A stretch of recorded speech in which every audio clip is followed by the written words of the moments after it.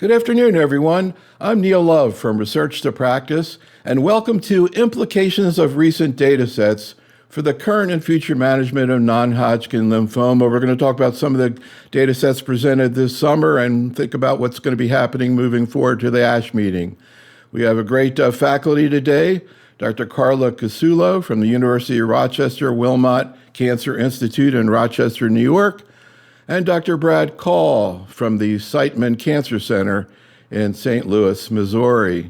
Today we're going to talk about non-Hodgkin lymphoma, recent data sets, but also just kind of taking a breath and think about where we are in the management of these various cancers. As always, we will be discussing the use of non-approved agents and regimens, so check out the package inserts for more. So for this presentation today, we asked both of the faculty to put together some slides that they're going to go through. However, as we go through their talk, I'll be stopping them intermittently with this question sign. If I see a good question coming in the chat room, we'll also stop them. And these are we're going to start out talking about diffuse large B-cell and then move over and talk about follicular lymphoma, marginal zone, and mantle cell. So in a second, we'll start out with Brad's talk, and here are some of the papers. Here are the papers that he's going to briefly cover. We're not going to go into huge depth about this. It's just sort of a tasting menu. What we really want to do is pick both of the faculty's brain a little bit about what these mean for clinical practice. So in a second, I'm going to ask Brad to get started. But first, I just kind of want to take a breath and take a step back and chat a little bit about something that's going to come up in Brad's talk. But it's something we talk about, really, it seems like almost every time we do a program, and that's antibody-drug conjugates. I think a lot of people are very aware, certainly in solid tumor oncology, how many ADCs are available. There are 4 approved right now in breast cancer, really amazing. But there's also a bunch of them, 5 that we picked out in hematologic cancers, brentuximab, of course, which has been used in multiple lymphomas, polatuzumab, Lonca-T, loncastuximab, tesirine, that Brad will talk about in the talk.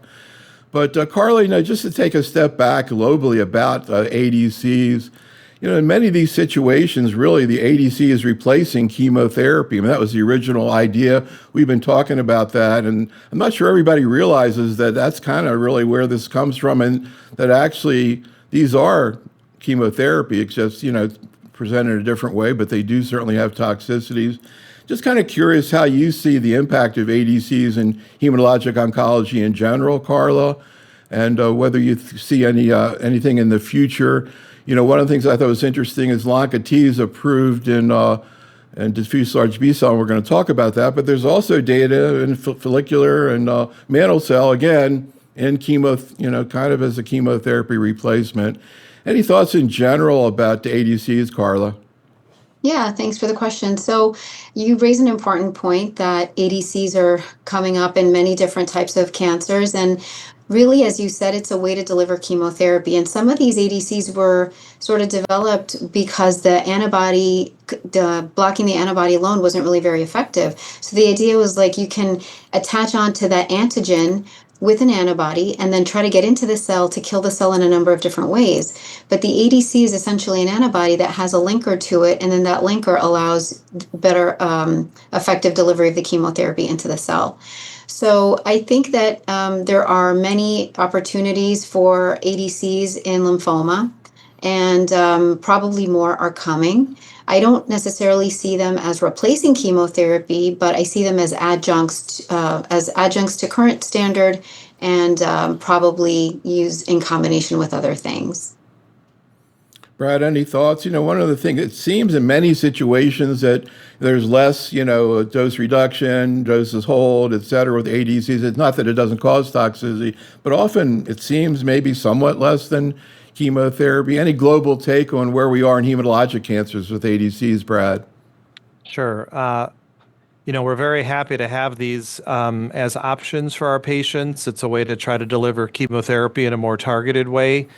They're not side effect free, however, so you do have to be careful. There are peripheral neuropathy is still a risk with brentuximab vedotin or polatuzumab vedotin, and Lonca-T has some toxicities third spacing of fluids or photosensitivity. So you still have to be careful. It is chemotherapy, just in a more targeted way.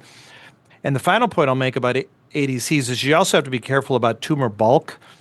I don't know if this is totally appreciated, but anything that's attached to a monoclonal antibody may struggle with tumor penetration into bulky sites.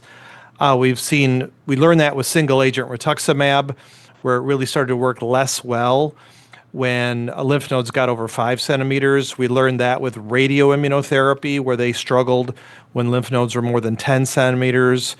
With Lonca-T in their pivotal trial, they excluded nodal masses more than 10 centimeters. So you do have to be careful. You may not get the optimal efficacy from your ADC if you're dealing with bulky lymphadenopathy. That's a really interesting point. I haven't really heard that point made in the past.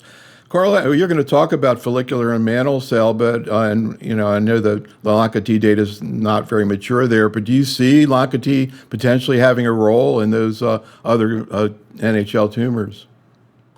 So there's some data that was presented in combination with rituximab at ICML, suggesting that it's promising in large cell lymphoma and in follicular lymphoma. And recently, the NCCN guidelines added Lonca-T with rituximab. So I think that it's emerging as a possible option that will be more used in the relapse setting. Interesting. All right, so let's get into diffuse large B cell, and we all hear a lot about ADCs and Brad's talk. Brad, take it away. Okay, thanks, Neil. So there were a few presentations from the summer congresses in frontline diffuse large B-cell lymphoma. So I'm going to talk about where Pola-R-CHP, that newer regimen in large cell, may be most beneficial based on molecular subtyping. And then maybe a glimpse into the future with some combination studies where glofitamab, the bispecific, is added to Pola-R-CHP, or epcoritamab, the bispecific, is added to Pola-R-CHP. And the efficacy data from these two phase 2 studies looks incredibly promising. So this is just to remind everybody of the top-line results from the Polarix clinical trial. It's a frontline trial in diffuse large B-cell lymphoma. They took patients with IPI scores of 2 to 5, so they had to have moderately high-risk disease. And folks will recall that Pola-R-CHP was a little better than R-CHOP for progression-free survival. There was not an overall survival difference, but it does seem to be curing more patients when used in the front line. Now, subgroup analysis from Polarix suggested that the benefit of Pola-R-CHP was limited to the ABC cell of origin subtype, and there really was no benefit in the GCB. So, for example, in my own practice right now, Neil, if I have a GCB patient, I'm still using R-CHOP. If I have an ABC patient, I'm using Pola-R-CHP. The world is a little bit split on that opinion because it's a subset analysis, but I'm just letting you know what I do.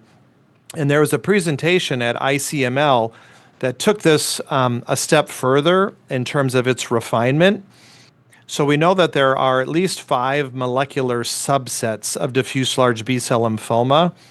And this is one classification tool that came from the Dana-Farber Broad group. And this cluster 1 group and the cluster 5 group are both predominantly made up of ABC diffuse large B-cell lymphoma. The cluster 3 and the cluster 4 are mostly GCB, and cluster 2 is neither. So some investigators went back and looked at the Polarix data set by molecular classification. So they had samples on 400 patients from the Polarix trial, and we now have 5-year follow-up, and you see the Pola-R-CHP benefit is holding over time with 4 and 5 years of follow-up. But if you look at it by molecular subclass, you're not really seeing much benefit for Pola-R-CHP in cluster 1, cluster 2, cluster 3, or cluster 4, but you're seeing a very large benefit in cluster 5.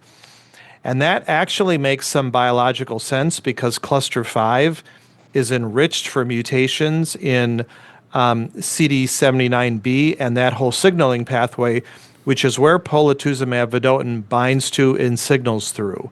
And so it's possible that the whole benefit of Pola-R-CHP is driven by this big benefit in these cluster 5 patients. Now, this is very preliminary information. It's not yet published. It's a subset analysis. So there's a lot more work that needs to be done. But I do think that this is a biologically plausible truth that may exist that will be able to refine our treatment approaches in the future based on this kind of knowledge. Okay, so other promising early data. So everybody knows glofitamab is now FDA approved for recurrent diffuse large B-cell lymphoma, has good single-agent activity. What if you take glofitamab and try to add it to the Pola-R-CHP regimen in the frontline setting? This was a trial being done at Dana-Farber where they just enrolled high-risk diffuse large B-cell lymphoma. They had to have an IPI score of 3 to 5, 2 cycles of Pola-R-CHP, and then the Glofit is added in cycle 3, given with cycles 3, 4, 5, and 6, and then 2 more Glofit doses for cycles 7 and 8. And you can see the complete response rate is 90%. The progression-free survival is close to 100%. This is much better than you would expect based on historical comparisons. So a really promising early signal for adding glofitamab to the front line and justifies an ongoing global phase 3 study called SkyGlow, which is actually getting close to being fully enrolled. Same idea for epcoritamab. In this particular study, it's added to Pola-R-CHP in a frontline study. IPI score had to be 2 to 5. Similar treatment plan, 6 cycles of Pola-R-CHP with 8 doses of epcoritamab. And we can see the efficacy results with very short follow-up, but it looks really similar to the Dana-Farber study we just saw, with overall response rates approaching 100%, almost all the patients achieving complete remission, and not a big increase in toxicity. So really promising early data for adding bispecifics to frontline immunochemotherapy. I'll switch gears and talk about relapsed diffuse large B-cell lymphoma. I hope to not confuse you. We have 3 brand new combinations being compared against R-GemOx as the comparator. So I'm going to try to take you through that quickly.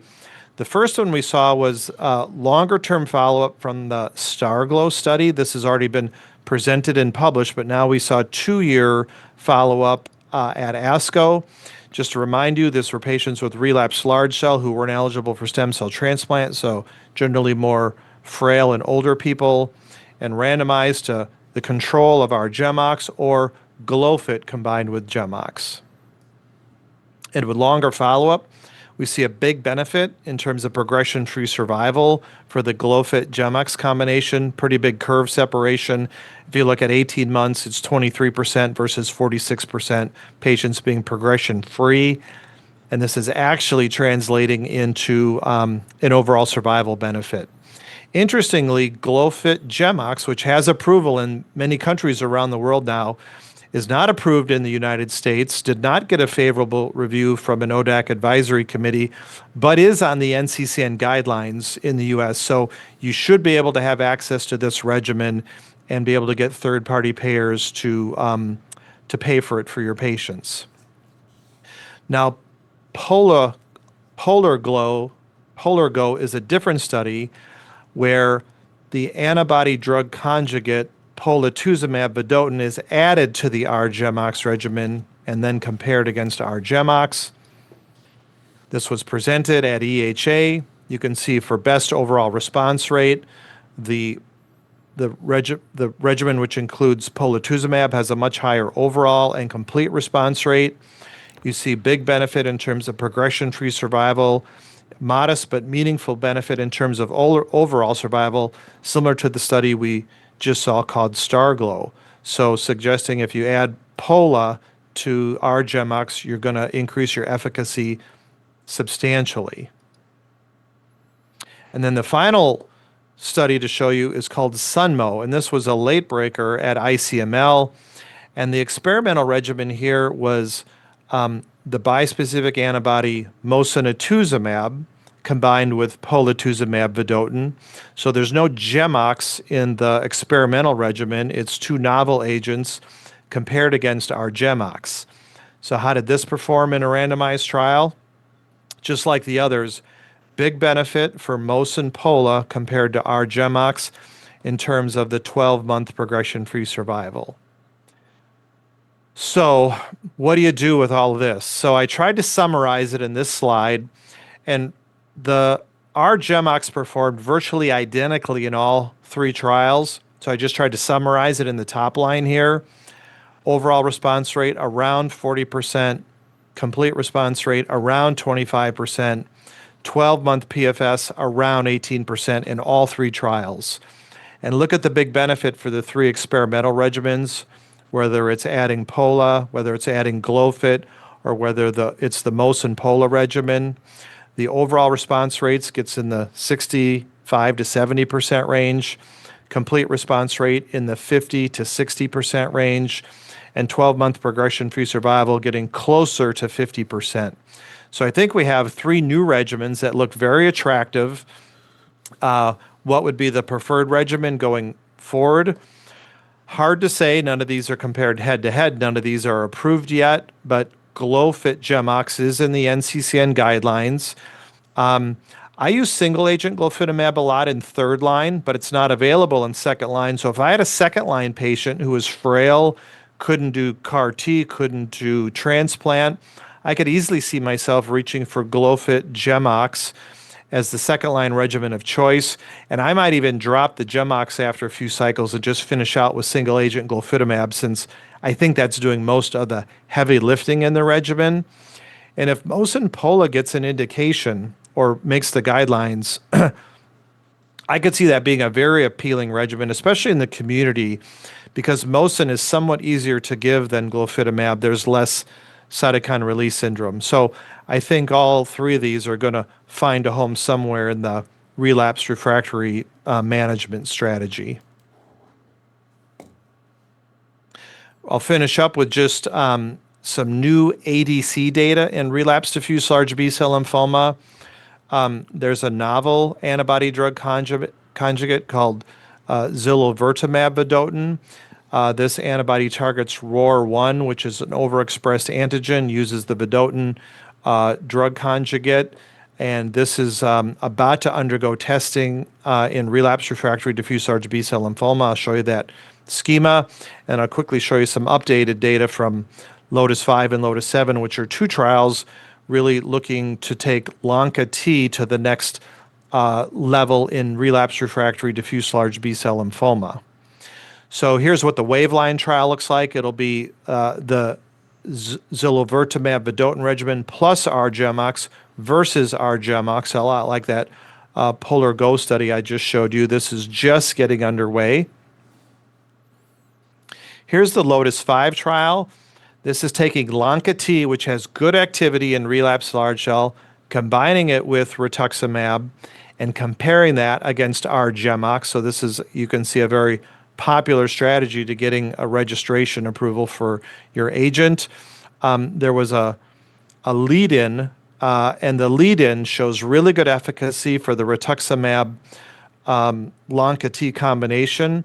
In these 20 patients, the overall response rate was 80%, with half getting complete response. So that's a good signal that the phase 3 study that they're proposing is warranted and has a high likelihood of being a positive study. And then this LOTUS-7 study is going to the next step then in combining glofitamab, this really potent bispecific, with LONCA-T. And they've now enrolled about 30 patients testing 2 different dose levels of LONCA-T, and what you can see here are really high response rates, whether it's 120 micrograms per kilogram or 150 micrograms per kilogram of LONCA. Overall response rate close to 100%, CR rate right at 86%. And so this also looks like it could be a really potent active combination in relapsed diffuse large B-cell lymphoma. Neil, did you want me to talk about these really early agents? Okay. Yeah, could you? So, sure. So I'll just mention a couple of agents to keep your eye on going forward. This bispecific antibody, AZD0486, it's a bispecific monoclonal antibody that targets CD19 rather than rather than CD20. And this agent is being, this is what the construct looks like, and it's undergoing the phase 1 dose escalation study as we speak. So we've seen some really early data at different dose levels. And you can see if you get up to these higher dose levels, say 25 milligrams, you're seeing overall response rates of 75%, complete response rates of 63%, only 8 patients, but really good activity for a bispecific that gets away from targeting CD20. So there's probably a place for this in our toolbox when this gets more mature. The safety profile looks very acceptable like other bispecifics. So I see no worrisome safety signals there. Maybe a little more ICANS targeting CD19, but I think we need more data. And so this drug now is going to be tested in specific entities like CLL, SLL, like mantle cell, and they're even going to move it into frontline, combining it with R-CHOP chemotherapy. So I think you're going to see a whole lot of data coming out with this really novel bispecific coming out in the next couple years. And then the last one I'll mention is this AZD5492, which targets CD20, but then it has 2 ways of engaging T cells, maybe a more sticky bispecific. It's really a tri-specific because it has 2 ways to attract T cells and to help fight the B cell malignancy. And this is just in very early days of dose escalation right now. So before you go on to your case, really amazing, this idea of a bispecific and antibody drug conjugate, Mosun, Pola, you mentioned, glofitamab, Lonca-T, really fascinating ideas. The idea of CD19, CD3 bispecific makes complete sense. But just one practical question, just kind of an update, Carla, on tolerability and use of Lonca-T, particularly third spacing that you see. As typically when new agents come in, particularly ADCs, you see people kind of getting used to it. I'm curious right now in your own hands how Lonca-T, how you prevent toxicity and what you observe right now. You're right. There is a fair amount of edema with Lonca-T. And one of the ways that you can get away with it is by giving Lasix and spironolactone. So that's one mechanism to limit that. And then also the steroids are a really important component of that. So, Brad, you have this case of a 70-year-old woman, really amazing case. She gets Axi-cell CAR-T, then she gets Lonca-T, then glofitamab. We could probably spend 20 minutes, but can you just kind of summarize the bottom line about what happened with this patient? Really interesting in terms of the response that she had. Can you talk about kind of what you think the key teaching points are here? Yep. It's got first-line R-CHOP, got a 6-year remission, got R-GemOx at her local facility. She had progressive disease by the end. She was referred to see me in 2018. Axi-cell was brand new. I was super excited to recommend it to her. She got Axi-cell. She achieved a CR, but a year later, unfortunately, relapsed. We had a Lonca-T trial at that time, so I recommended that to her. She went into a nice CR. But after 8 cycles, we had to stop the therapy because she was really getting difficult to manage third spacing. I think one of the lessons, if you start to see third spacing and you have a good remission, just stop the Lonca at that point. Don't try to push it because the third spacing does not resolve quickly. Eventually, though, that went away. She had a remission that lasted about a year, which was great, but then she recurred with this new mesenteric mass, which is shown in the PET scan here.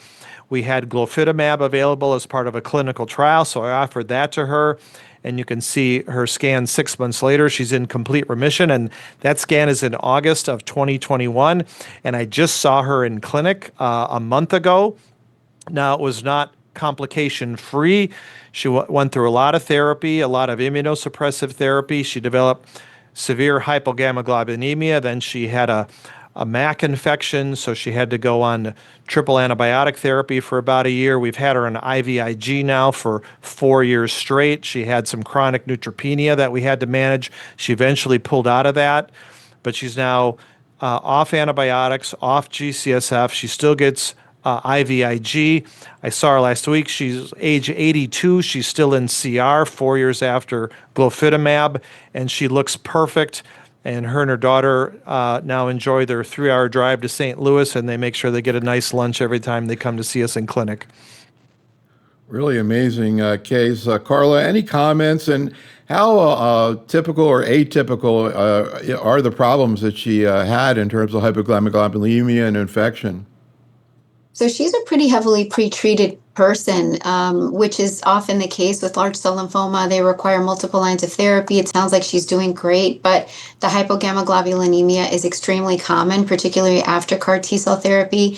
I actually just had a patient develop a MAC infection as well. So we're seeing a little bit more of these sort of opportunistic infections and some cytopenias in quite a lot of patients. So that's been my experience as well. All right, so we're going to move on now. We'll talk about follicular, marginal zone, and mantle cell lymphoma. We're going to go through some of the slides with Carla. But again, I just want to take a breath before we get started and ask you a couple of practical questions. And Carla, I don't know if I ever told you that where I mentioned the Florida cancer specialist that we've been working with for so long. I think it was around 10 years ago. I had Brad there, and we were talking about a case patient with CLL and needed first-line therapy. And this is, and I turned to Brad and I said, "Well, if it were you, what would you want to be treated with?"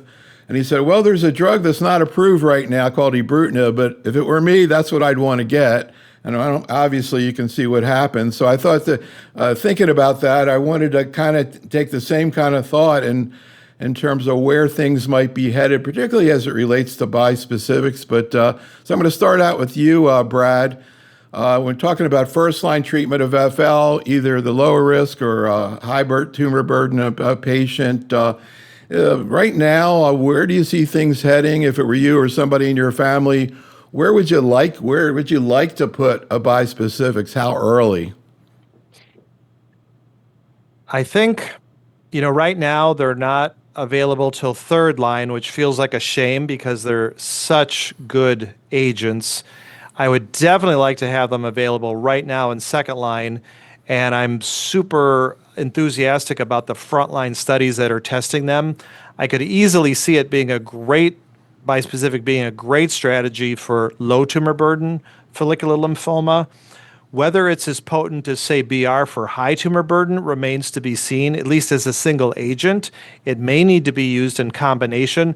There's a whole lot of studies right now trying to sort that out as we speak. So that picture will become clear in the next few years. Carla, any comments? And of course, Brad led the famous resort trial that established rituximab in the low-risk patient. How do you think, and I know there are trials right now comparing it to a bispecific. Carla, any thoughts about whether this is going to actually happen in the next couple of years?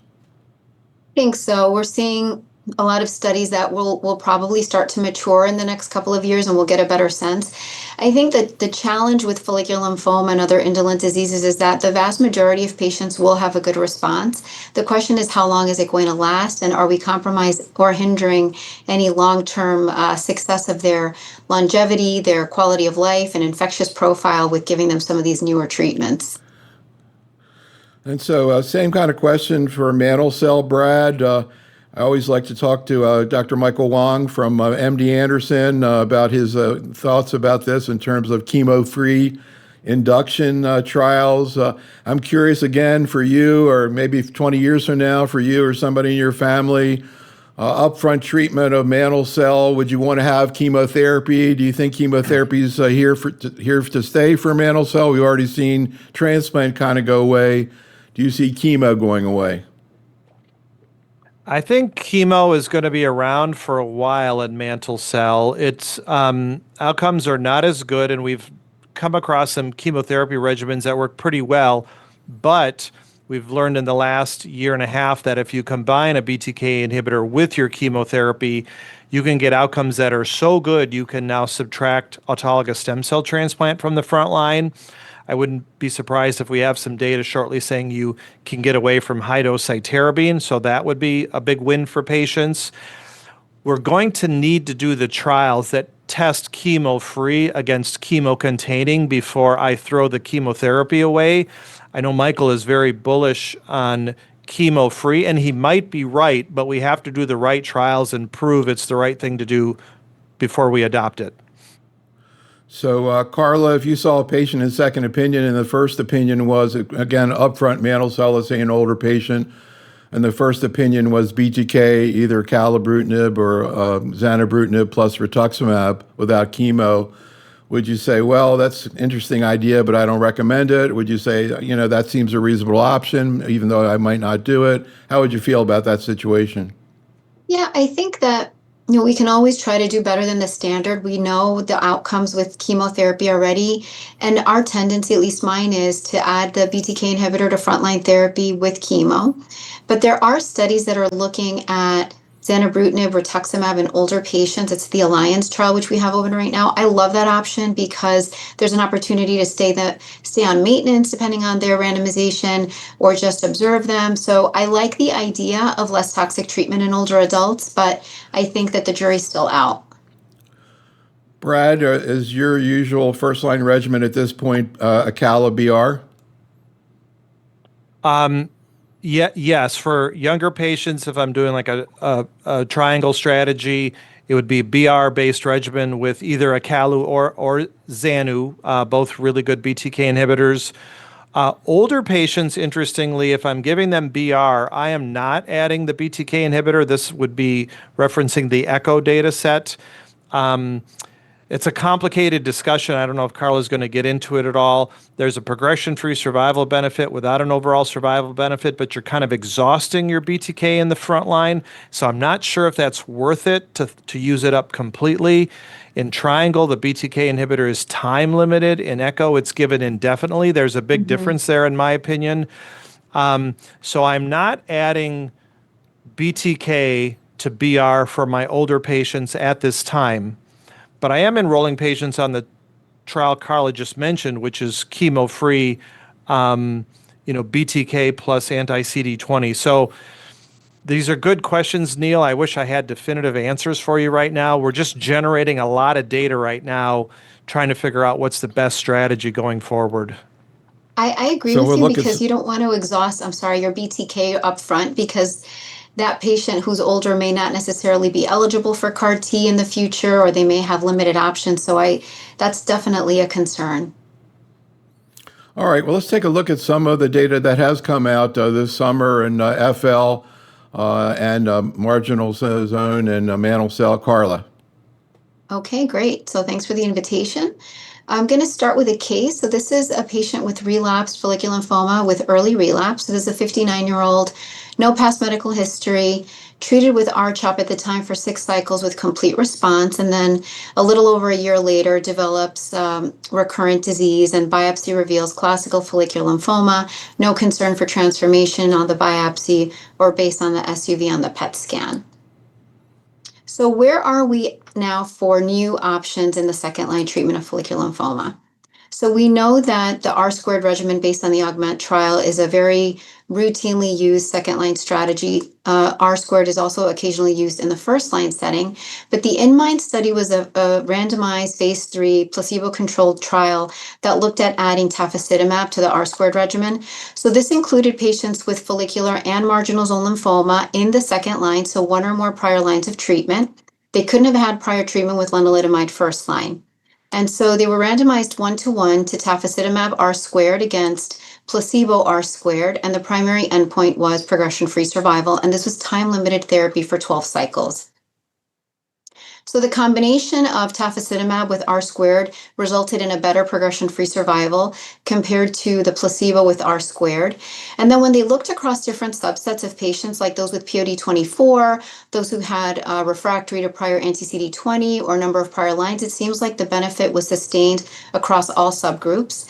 And it seems like the rates of treatment-related adverse events was also pretty similar. Neutropenia was the commonest grade 3 to 4 adverse event, and discontinuation was around 11% with the TAFA R-squared. And then there were some deaths, unfortunately, some of them due to progression, some of them from adverse events.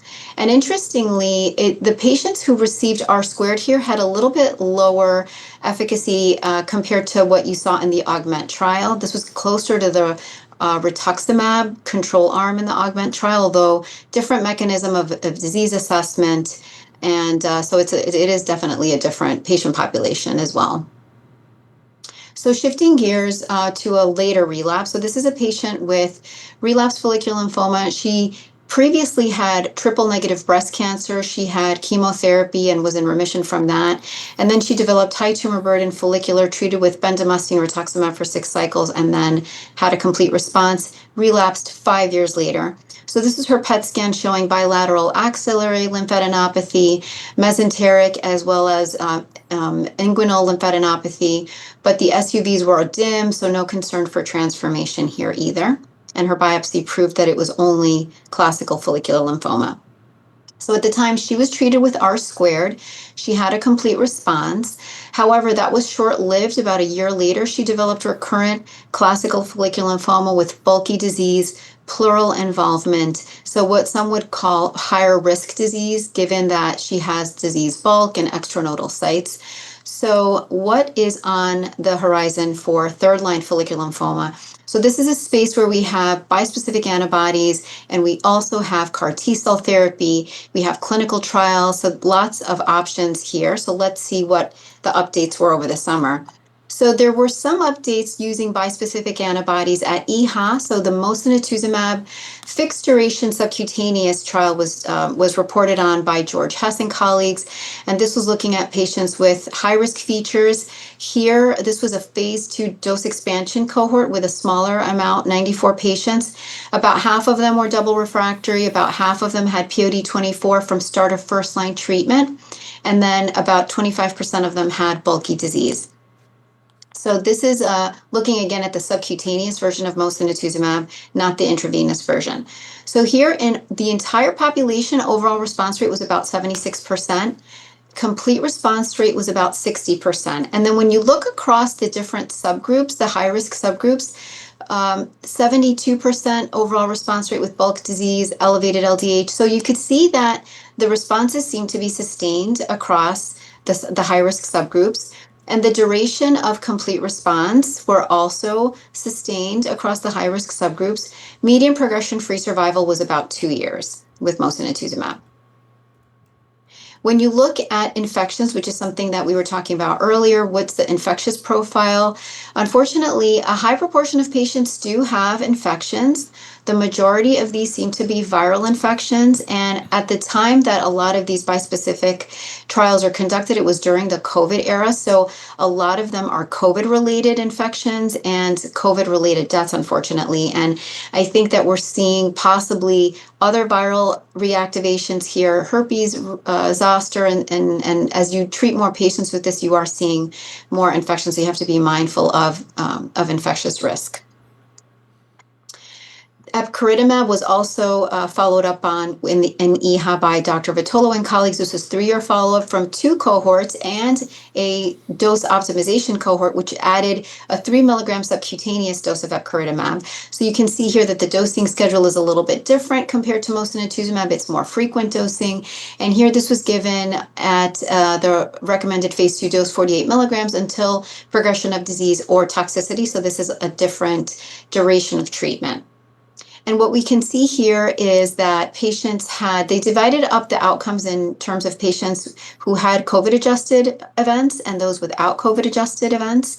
And the median progression-free survival was fairly, I would say, very good in all comers, and especially in patients that did not have COVID-related events. And then, interestingly, they also looked at a subset of patients that discontinued epcoritamab in complete response. Given that this is not time-limited therapy, that's an important question that also often arises. What do you do in patients who stop in CR? And among the 35 patients that discontinued treatment in complete response, over 90% of them had continued complete response on subsequent scans, and the median time in complete response was about a year, suggesting that perhaps time-limited therapy should be considered. So an interesting update was announced by the company that makes epcoritamab, looking at their EPCOR FL1 study that met its dual primary endpoint in patients with relapsed refractory follicular lymphoma. So I'll walk you through that a little bit. So again, this has not been reported on yet. So maybe we'll hear about it at ASH, maybe we'll hear about it at a subsequent meeting. But this is comparing epcoritamab R squared against lenalidomide and rituximab. This second arm was close to enrollment, so it's really comparing EPCO R squared against R squared. And then it had the primary endpoint of best overall response and progression-free survival. So we know that it met its dual primary endpoint. More to come on what the outcome is from this, but I think we're pretty excited to have another option in second line plus. So let's shift gears to CAR T-cell therapy. So these are updates of the phase 2 ALARA study looking at T-Genlecleucel in patients with relapse refractory FL. So the ALARA study, I know a lot of us are familiar with it. This is included patients with grade 1 to 3A follicular lymphoma. Bridging chemotherapy was permitted on this trial. And then this is long-term median follow-up of 53 months. And they also looked at other exploratory outcomes, including MRD and then cellular kinetics. So what we see here is that response rates were very durable here. This is in the dark blue line is in all patients. The light blue line is looking at PFS in patients who achieved a complete response. And then this gray line is looking at progression-free survival in those who had a partial response. So really not as good in that patient population. But at 48 months, the progression-free survival was 50. At 48 months, it was 50%. So that's pretty good. And then this here shows the key high-risk subgroups that were included in this update, including a large proportion of patients that were either double refractory, POD24, and then had high tumor burden based on total metabolic tumor volume, and then high FLIPI scores. This shows that in all these high-risk subsets, the progression-free survival at 48 months was still held pretty strong. So underscoring that it's not only efficacious for those in all comers, but especially in those that had high-risk features. So lots of questions on whether prior bendamustine exposure and having an early disease-related event affects treatment efficacy. And this was looked at in an update of the Transcend study presented by Sarah Ahmed from MD Anderson. And what they showed here is that overall response rate and complete response rates were strong across all subgroups. So here, this is in second-line patients, third-line patients, fourth-line patients. You can see that the overall response rate was over 90% in all of those. Similarly, in those with POD24 in the middle columns. And then here, the prior bendamustine exposure before leukapheresis given in the second line, you could see a very small number of patients. Only 8 patients had bendamustine within 12 months of leukapheresis. And you have to really interpret this with caution because the numbers are very small, but it sort of suggests that there is maybe a signal that the efficacy may not be as good and the complete response rate may not be as good. But I think you have to interpret this with caution because it's only 8 patients. This shows time to event outcomes. So again, progression-free survival, very strong across all lines of therapy, but among those who had bendamustine close to the time of their leukapheresis, either less than 12 or between 12 and 24 months, seemed to suggest maybe that if you can use it in an earlier line of therapy, it might be a little bit better. But again, it has to be interpreted with caution. So let's shift gears to first-line follicular lymphoma. This is a 71-year-old man who has a history of prostate cancer and had a prostatectomy. He's in remission from that. He was diagnosed with high tumor burden follicular lymphoma complicated by hydronephrosis and ureteral compression and some mild renal injury as a result. So what are some new exciting studies in first-line follicular? So we talked about bispecific antibodies in the relapse setting, but we're seeing that there's an appetite to explore bispecific antibodies in a high tumor burden follicular lymphoma. So the Morning Sun study included high tumor burden by Guelph criteria and was a 3-dose step-up dosing during cycle 1 and then 45 milligrams and thereafter cycles 2 and then cycle 17 and beyond. So this was also time-limited therapy, although patients were permitted optional maintenance. So again, this is first-line follicular lymphoma, high tumor burden, primary endpoint where they were looking at progression-free survival at 24 months. So this is looking at baseline characteristics. So kind of your standard baseline characteristics with follicular lymphoma, median age of 65, quarter of patients with elevated LDH and B symptoms. And then here you can see that the median progression-free survival was not reached. Follow-up is still pretty short on this study, I think only 18 months, but the 12-month progression-free survival is 82%, so really promising.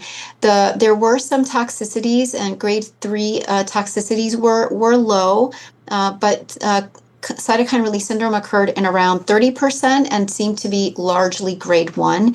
And again, here on the bottom, you can tell that there were some infectious disease toxicities, particularly COVID. So again, as we said, we have to really pay attention to those infectious events in patients who are getting this in the first line. So just to summarize, for follicular lymphoma, we heard about mosunetuzumab in the front line. We talked about the INMIND study looking at TAFA-R squared against R squared, and then both bispecific antibodies and CAR T-cell therapy in high-risk subgroups, and then updates on the EPCOR FL1 trial. So before we go on, just a couple of questions and thoughts. First, I have this thing about trial names and that I like, and I really love the Morning Sun idea. That's one of the better trial names I've heard. Also, I always brag about our chat room that we have such great questions. And actually, I wrote down a question, then I saw the same exact thing from Virgilio here in the chat room, which is pointing out the fact, as it often happens with oncology, with this EBCAR FL1 study, the control arm now is out of date because we have L-MIND, so we're going to have to indirectly compare this to pretty good data with the L-MIND, so that's going to be an interesting challenge. One question I just want to ask to Brad is, for some reason, I don't know, maybe I kind of really didn't pay that much attention to CAR T for FL. The bispecifics are so effective, but it does have the advantage too of sort of a one and done thing. But actually, CAR T looks pretty good in FL when you look at some of these numbers that Carla just went through. I'm curious in what situations you send patients for CAR T with FL, Brad, particularly in a younger patient, but any situations right now where you even would use it before a bispecific? Great question. Something that we're, I think, all struggling with how to sequence these things. Where I might leapfrog CAR T ahead of a bispecific would be a younger patient who maybe had short remissions to good therapy, maybe a POD24, or maybe they've been through 2 lines and both remissions were disappointing. As we're learning more and more about clonal hematopoiesis, which is kind of a way to think about patients' bone marrow reserve. The thing we worry about after CAR T are some of our patients have chronic cytopenias, which can be very problematic. And you hate to do that to a follicular lymphoma patient because it really ties your hands for later lines of therapy. And you're more likely to have these chronic cytopenias if you're older because your underlying bone marrow health is less good. Younger patients have better bone marrow reserve, and so I think the risk of chronic cytopenias is going to be a lot less in follicular lymphoma patients in their 50s. So like you, Neil, I am liking what I'm seeing with the long-term follow-up from CAR T. I think that the more I see that data, the more I like it. So I want to be able to kind of get through this. Also, another mind meld situation with the chat room. As I was asking that question, Hassan was writing the exact same question in the chat room. So I think there's kind of a mind meld thing that goes on. Anyhow, let's talk a little bit about marginal zone lymphoma and the Morning Sun trial again. So a similar study like we just talked about, but this time looking at frontline marginal zone lymphoma. So the Morning Sun study was a very similar design as I talked about earlier, except this time it included patients with all types of marginal zone lymphoma, splenic, nodal, and extranodal. And here the efficacy was quite strong. Here you can see that in the overall population, overall response rate was 78%. This was driven largely by complete responses, actually 60% complete response. And they were also consistent across all these subgroups. So I think it's pretty promising having first-line mosunetuzumab in marginal zone lymphoma. In terms of safety and efficacy, I think similar to what we saw in follicular lymphoma, about a third of patients had CRS. Here you could see neutropenia, and then median progression-free survival was not reached, but here follow-up is very, very short, but 12-month progression-free survival, 83%. If you look at chemotherapy for marginal zone lymphoma frontline, again, with these tiny short follow-ups, you really can't make a conclusion. We don't know yet if this is going to get any better or stay as long before concluding that chemotherapy is not a viable option. Here we have a patient with relapsed marginal zone lymphoma, and I'll just sort of go a little bit quickly here. This is a patient who ended up having BR, had partial response, and then developed recurrent disease and was treated with a BTK inhibitor and then progressed after that. So what are the options for someone who has relapsed marginal zone lymphoma? So liso-cel was also studied in marginal zone lymphoma. This was presented by Leah Palumba at ICML. Similar design that we saw for the Transcend study in follicular lymphoma, again, though limited to marginal zone lymphoma. And then here we can see that the overall response rate was very promising, 95% overall response rate with a CR of 62. Interestingly, this was by CT-based assessment, but when they looked at PET-based assessment, it was even higher with an overall response rate of 98% and a CR rate of 91%. And this was efficacious also against all subgroups, and here's the breakdown of the number of patients with each type of marginal zone lymphoma on the side there. Progression-free survival, 85% at 24 months. So really very exciting data in marginal zone. So here again, the updates: mosunetuzumab for first-line marginal zone seems promising. Liso-cel in relapsed marginal zone seems promising. We do not yet have a CAR T-cell therapy approved for relapsed marginal zone. So then shifting gears to mantle cell. So this is a 65-year-old with who develops tonsillar enlargement and pharyngitis. No past medical history, relatively healthy person. He received treatment with several rounds of antibiotics, no improvement, which is probably a scenario that we see not infrequently.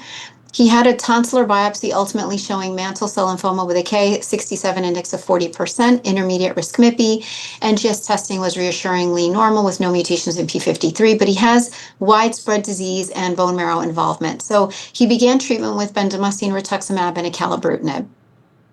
So what are updates to this strategy in first-line mantle cell? So this is based on that one of the studies that looked at this combination is the ECHO trial. So this was in untreated patients with mantle cell lymphoma stratified by MIPI and their geographic region. And it compared 6 cycles of bendamustine with maintenance, followed by 6 cycles of bendamustine rituximab with placebo or acalabrutinib given until progression of disease or toxicity. And there was crossover that was permitted after progression of disease. And they focused on these high-risk groups, which included those with high-risk MIPI, P53 mutation, high K67 index, or blastoid morphology, which is a group that we're always very concerned about. So you look at the overall population, the acalabrutinib bendamustine rituximab had higher overall response rate compared to placebo BR and higher complete response rate. And then when you look at the high-risk group, which again included blastoid, P53 mutation, high K67, and high-risk MIPI, you could see that this was also a sustained better and promising response rate and complete response rate. And then when we look at PFS, same thing. Acalabrutinib with BR had a better PFS compared to placebo BR, and this was in high-risk patients, and then this is in the full analysis population. When we look, and then there was another abstract looking at minimal residual disease based on clonoSEQ in the peripheral blood, and this is showing that regardless of what your PET response was, whether you were PET negative, which is that green bar, or PET positive here, if you were MRD negative, you did really well, even if you had a complete response. And were MRD positive. So the MRD positivity really is representing a very high-risk group of patients. And so this was a very interesting data as well. What about for the older adult?